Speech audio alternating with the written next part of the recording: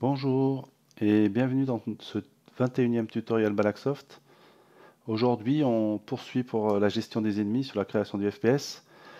Vous vous souvenez qu'on avait travaillé en tutoriel 19 et 20 pour le personnage principal, le chevalier, ici pour son déplacement et ici pour ses animations. Maintenant, on va travailler sur les ennemis, donc dans ce 21e tutoriel. Alors pour ça, je vais partir d'un personnage pour changer, pas pour utiliser Mixamo, pour vous montrer comment on fait aussi avec DAZ Studio, de ce personnage-là qui est un zombie qui a été créé par Passion 3D, je le remercie au passage. Donc ce zombie-là, on va l'importer dans Unity et l'utiliser de la même manière qu'on a fait avec Mixamo.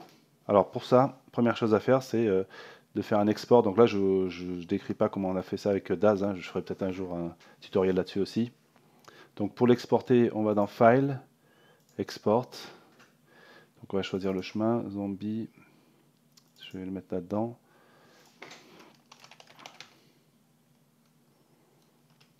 Zombie, Daz. FPX, c'est très bien, enregistré. Donc là, les paramètres par défaut sont bons, en général, il n'y a pas besoin de les modifier. Donc on peut peut-être passer en version FPX 2014, qui est la dernière. Donc embed texture, ça c'est important. Tout le reste, bon, je les conserve tel quel. Ok, donc j'ai plus qu'à faire accept. Donc là, il est en train d'exporter le personnage. Donc je l'ai exporté dans DAZ. Ok, ici. Voilà, l'export c'est bien terminé, très bien. Donc j'ai plus besoin de DAZ maintenant, je le ferme. Ouais, je vais sauvegarder les modifications. Donc voici les modifications qui ont été faites.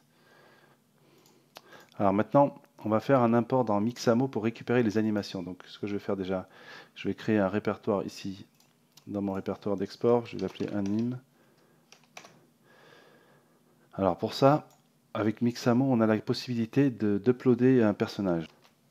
Donc voilà, je viens dans le site Mixamo.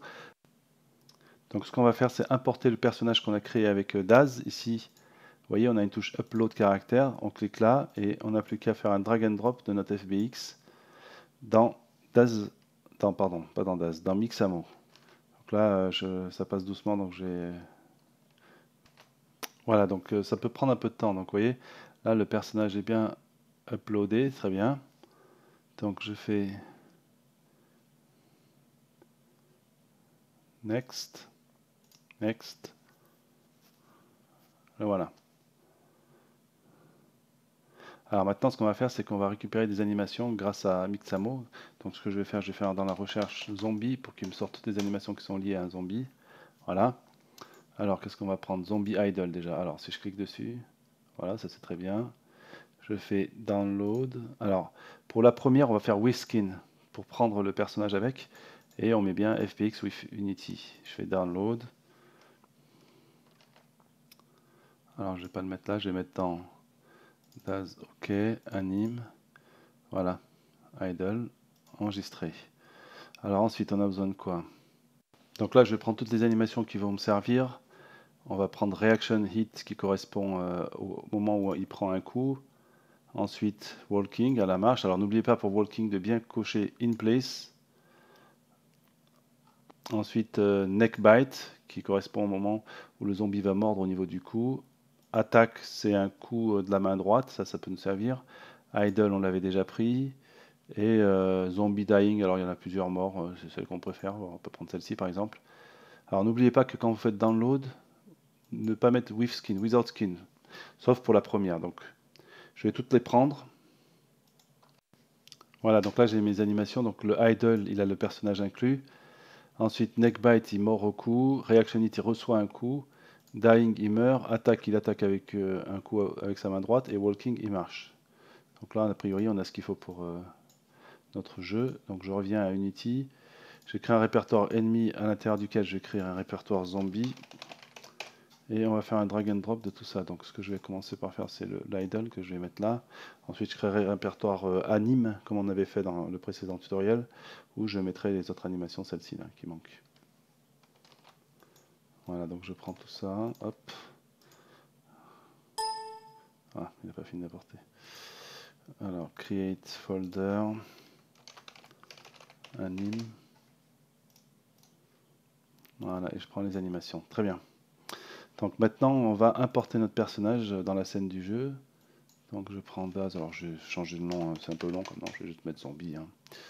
Zombie, hop, dans la scène. Voilà, j'ai importé là.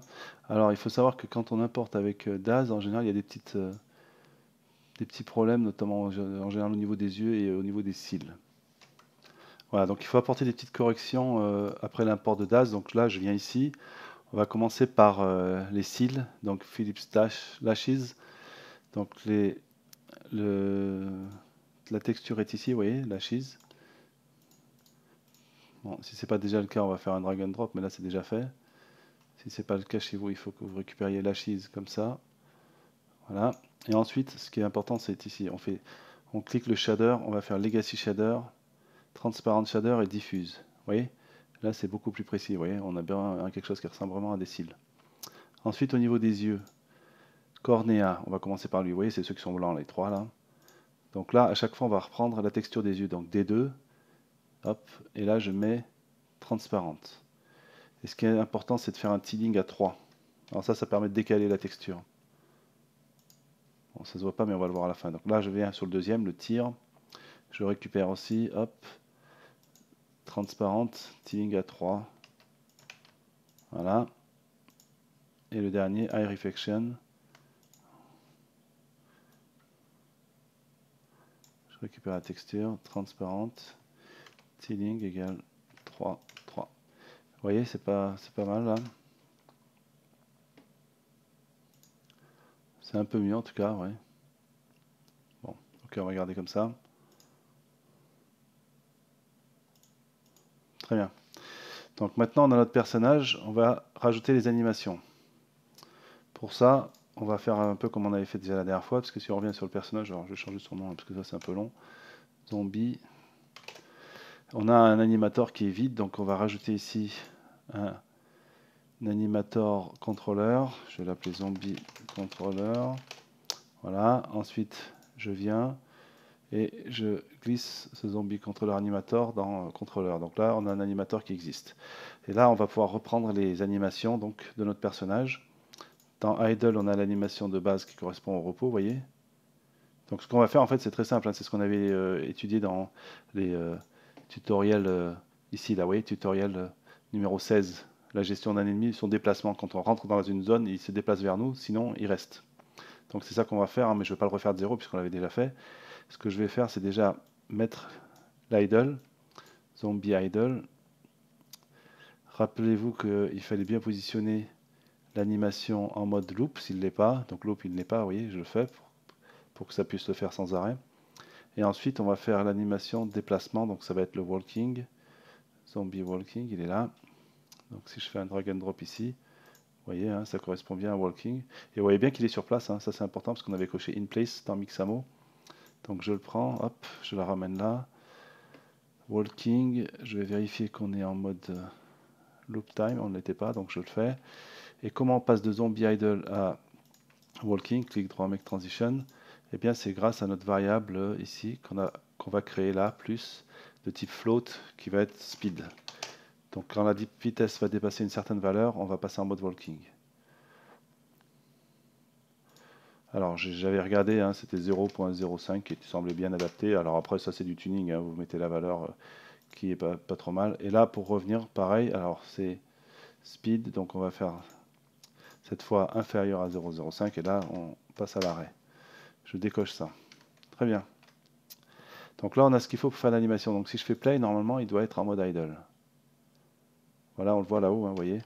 Le zombie il est bien en idle puisqu'il est au repos, mais par contre il n'aura pas de déplacement puisqu'on n'a pas fait ce qu'il fallait pour qu'il se déplace. Et on le traverse puisqu'il n'a pas non plus de collider, ça c'est normal.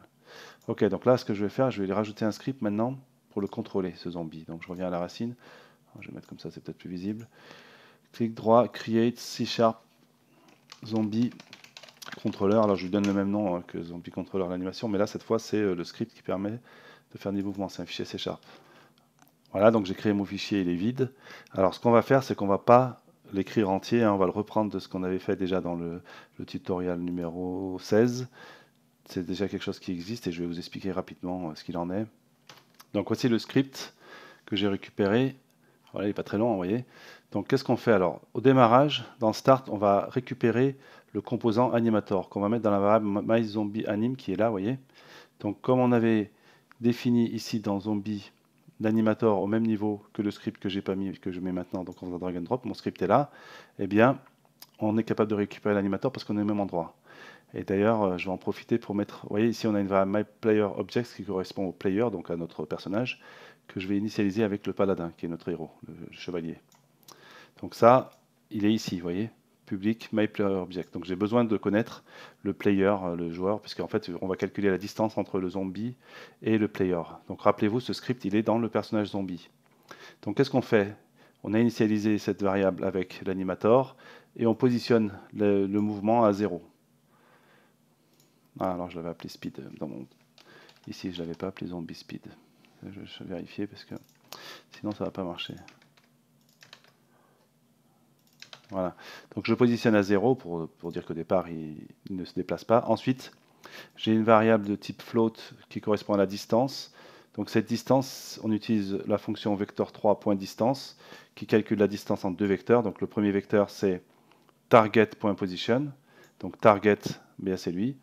C'est myPlayerObject.transform. Donc c'est le transform du player, de notre joueur. Donc on a initialisé ici avec le joueur. Et le deuxième c'est le transform courant, donc c'est le zombie.position, puisqu'on lui passe les deux positions. Donc ça nous permet de calculer la distance. Une fois qu'on a la distance, on compare cette distance à des constantes qu'on a fait ici. Distance détection, j'ai mis 10. Et distance contact, j'ai mis 1. Contact, ça veut dire qu'on est très proche, on peut attaquer. Enfin, le zombie peut attaquer. Distance 10, c'est la distance de détection.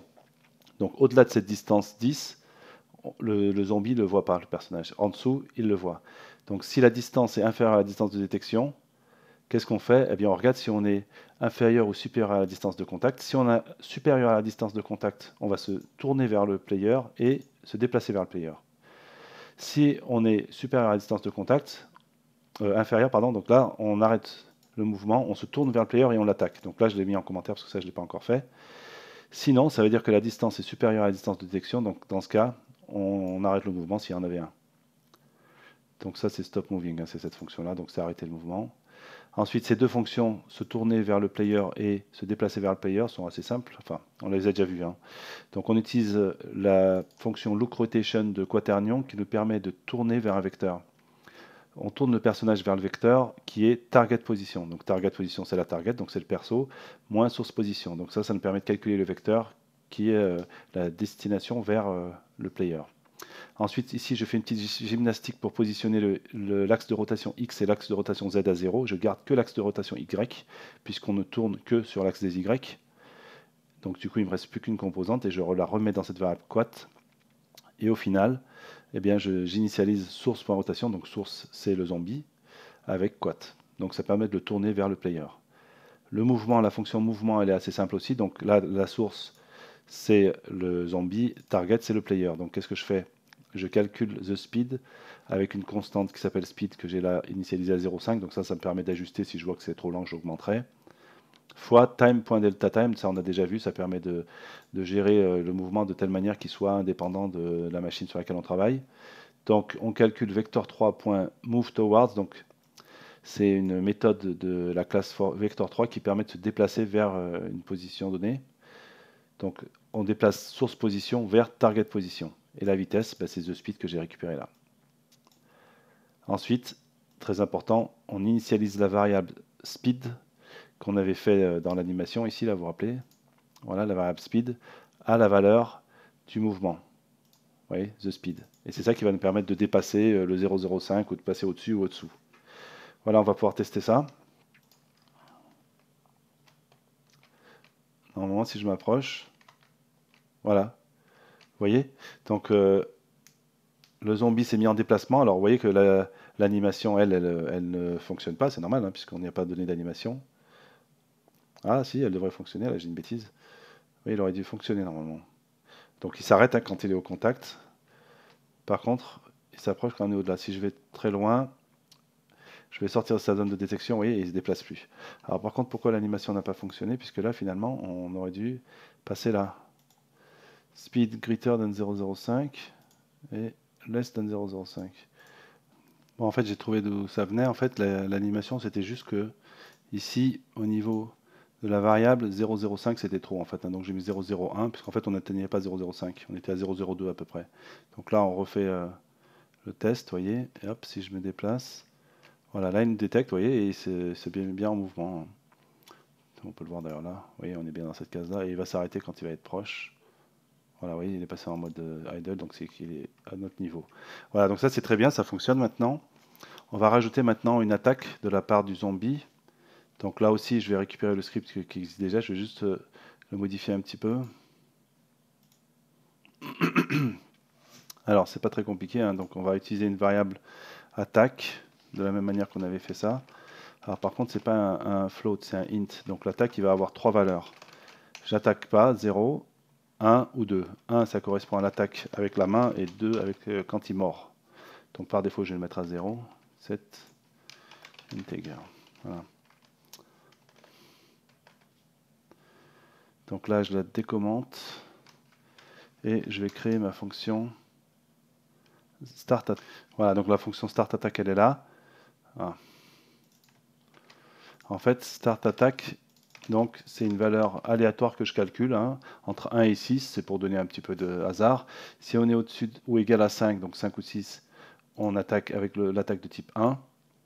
Si on est au-dessus de 4 ou égal à 4, on attaque avec l'attaque de type 2. Sinon, on fait 0, donc on n'attaque pas. Ce que je vais faire aussi pour assurer, c'est que je vais rajouter ici, dans le move toward, attaque à 0. C'est-à-dire pour dire que quand il va se déplacer, il ne va pas attaquer en même temps. Donc ça, c'est bon. Maintenant, ce qu'il faut faire, c'est le nécessaire ici dans l'animator. Donc vous vous rappelez dans le précédent tutoriel qu'on dissociait le mouvement et les attaques. Donc je vais créer une nouvelle layer ici, que je vais appeler attack layer, comme on l'avait fait pour le chevalier. Je peux lui mettre une valeur un tout petit peu inférieure au niveau de la pondération, par exemple, comme ça. Alors dans attack layer, on va avoir donc une animation ici. Alors, je vais mettre comme ça pour qu'on les voit mieux. Voilà, attaque, et on a neck bite. C'est les deux qui sont intéressants. Donc déjà, on va faire un idle pour commencer. Alors dans l'idle, hein, comme on l'avait fait dans le précédent tutoriel, on supprime l'animation. C'est pour ne pas être en collision avec l'idle de la layer, de la base layer. Donc je reviens dans mes animations, attaque ici et neck bite ici. Donc si je vais de là à là, hop, de là à là, ici c'est quand on va avoir la valeur, je n'ai pas créé le paramètre, paramètre plus de type int attaque. Là, on va basculer quand on va avoir notre variable attaque qui va être égale à 1. Et on va revenir quand l'attaque se termine. Donc je ne change pas. Ici, pareil. Je vais ici, lorsque ma variable attaque est égale à 2. Et je décoche ça et je reviens là quand elle vaut 0. Très bien. Alors, est-ce que j'ai tout ce qu'il faut? Normalement, oui. Il n'y a plus qu'à essayer maintenant. Voilà, alors je fais play, hop. Donc on va s'avancer un petit peu. Voilà, il nous a détecté, donc on va le laisser venir là, tranquillement. Bon, ils sont pas très rapides, hein, c'est des zombies. Et là, hop, voilà, il nous mord, donc vous voyez, hein, il y a une des animations qui a été mise. Soit il peut nous mordre, soit il peut ne rien faire, soit il peut nous mettre un coup. Ah voilà, là il met un coup avec la main. Donc vous voyez, hein, les animations de l'attaque fonctionnent.